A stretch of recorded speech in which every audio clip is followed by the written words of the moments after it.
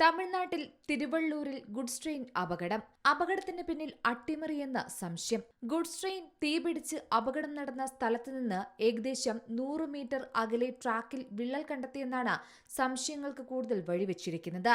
ഇതുമായി ബന്ധപ്പെട്ട റെയിൽവേയുടെ ഔദ്യോഗിക സ്ഥിരീകരണം വന്നിട്ടില്ല. സ്ഥലത്ത് മുതിർന്ന ഉദ്യോഗസ്ഥർ പരിശോധന നടത്തി. അപകടത്തെക്കുറിച്ച് റെയിൽവേ പോലീസ് അന്വേഷണവും ആരംഭിച്ചിട്ടുണ്ട്.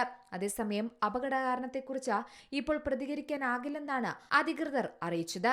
ഇന്നു പുലർച്ചെ 5:30ഓടെയാണ് ഗുഡ്സ് ട്രെയിനിന് തീപിടിച്ച് അപകടമുണ്ടായത്. ഡീസലുമായി പോകുകയായിരുന്ന ട്രെയിനിന്റെ 5 ബോഗികൾ പൂർണ്ണമായും കത്തിനശിച്ചു. തിരുവള്ളൂർ റെയിൽവേ സ്റ്റേഷന് സമീപത്ത് വെച്ചാണ് ഈ അപകടമുണ്ടായത്. ട്രെയിനിൽ നിന്ന് വലിയ രീതിയിൽ തീയും പുകയും ഉയർന്നതോടെ 2 കിലോമീറ്റർ പരിസരത്ത് നിന്നും ആളുകളെ ഒഴിപ്പിക്കുകയും ചെയ്തു. 10ലധികം ഫയർഫോഴ്സ് യൂണിറ്റുകളെത്തിയാണ് ട്രെയിനിലെ തീ നിയന്ത്രണ വിധേയമാക്കിയത്. ട്രെയിനിൽ 27,000 ലിറ്റർ ഡീസൽ ഉണ്ടായിരുന്നതായി കളക്ടർ അറിയിച്ചു. മുൻകരുതൽ നടപടിയുടെ ഭാഗമായി അപകടസ്ഥലത്ത് സുരക്ഷാ മാർഗനിർദ്ദേശങ്ങൾ പുറപ്പെടുവിച്ചിട്ടുണ്ട്. National desk, Zee Malayalam news.